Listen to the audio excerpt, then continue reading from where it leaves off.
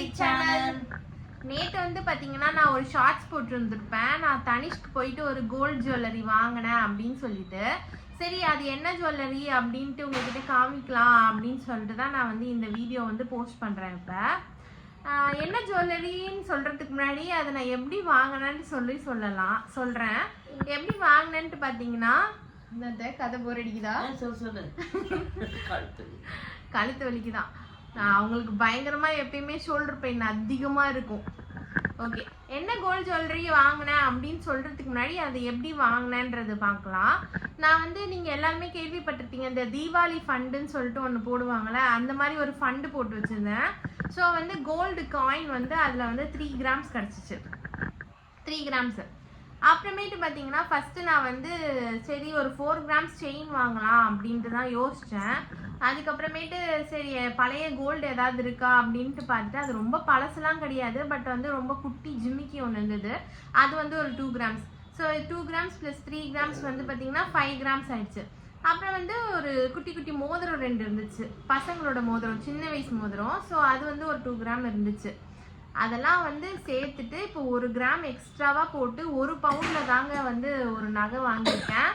நான் வந்து இந்த இயர் ஃபுல்லாக காசு சேர்த்துருக்கேன் இந்த நகையை வாங்குறதுக்கு. ஒன்றும் இல்லை, இந்த எக்ஸ்ட்ராவாக 1 கிராம் போட்டு சேர்த்து வாங்கணுன்றதுக்காக ஒரு 3 மந்த்ஸாக வந்து நான் அந்த 10,000 சேர்த்தேன். ஆனால் அதுக்கு மேலேயே தான் காசு ஆயிருக்கு.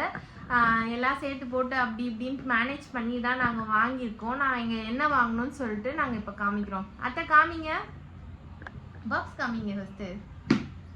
இந்த பாக்ஸ் பார்த்தாலே நீங்க எல்லாம் கண்டுபிடிச்சிருப்பீங்கன்னு நினைக்கிறேன் என்னன்னு சொல்லிட்டு. ஆமாங்க, செயின் தான் வாங்கணும். ஒரு நல்ல மெலிசா தான் இருக்கு அந்த செயின். கிட்ட கம்மி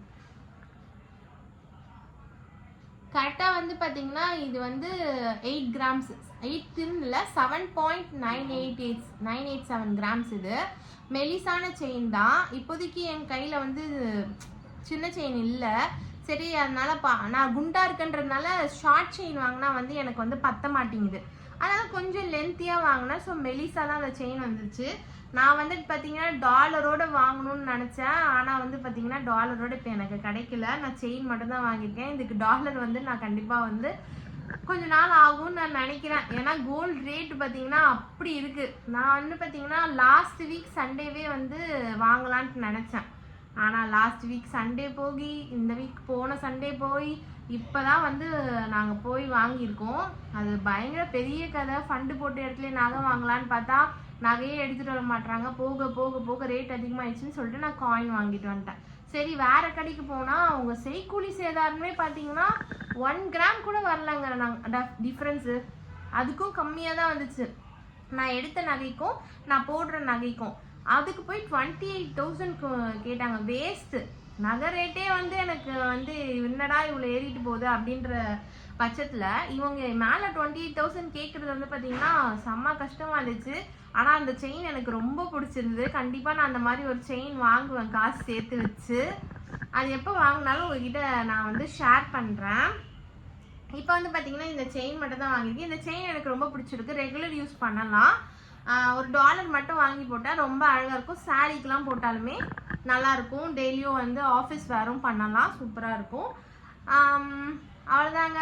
கோல்டு விற்கிற விலைக்கு எப்போ நம்ம கோல்டு வாங்க போகிறோம், எப்படி வாங்க போகிறோன்னே தெரில. இந்த மாதிரி அங்கே இங்கன்ட்டு ஏதாச்சும் சேவிங்ஸை போட்டு வச்சாதான், சிறுவாடா சேவிங்ஸை போட்டு வச்சாதான் வந்து பார்த்தீங்கன்னா நம்மளால் கண்டிப்பாக வந்து நகை வாங்க முடியும்.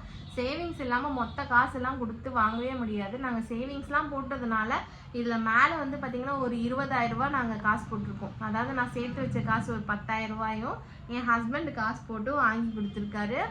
மாதம் ஃபுல்லாகவும் அவர் கொடுத்தது தான். மாதம் மாதம் வந்து கட்டி வச்சுட்டு மேலே வந்து 20,000. ஆனால் இது போய் நான் இப்போ ஒரிஜினலாக போய் எடுத்தேன்னா வந்து பார்த்திங்கன்னா 1 லட்ச ரூபா இந்த நகை. நம்பவே முடியல. இதே 1 பவுண்ட் செயின் வந்து பார்த்தீங்கன்னா வந்து என் கல்யாணத்து அப்போ வந்து 20,000 வாங்கியிருக்கோம். 28,000 வாங்கியிருக்காங்களாம். 2015ல் 28,000 வாங்கியிருக்காங்க. இப்போ பார்த்தீங்கன்னா அது 1 பவுண்ட் செயின் வந்து பார்த்தீங்கன்னா நகை வேலை வந்து பார்த்தீங்கன்னா 90,000 ரூபா. 90,000 இன்னைக்கு ரேட் வந்து 90,500 ரூபா. அதுக்கு சேதாரம் ஜிஎஸ்டி அது இதுன்னு போட்டு 1 லட்ச ரூபா வந்துருச்சு. 1,02,000 ரூபாங்க. அவ்வளோதாங்க. இந்த செயின் தான் நான் நேற்று வாங்கினேன். ரொம்ப பெரிய நகைலாம் வாங்கலை.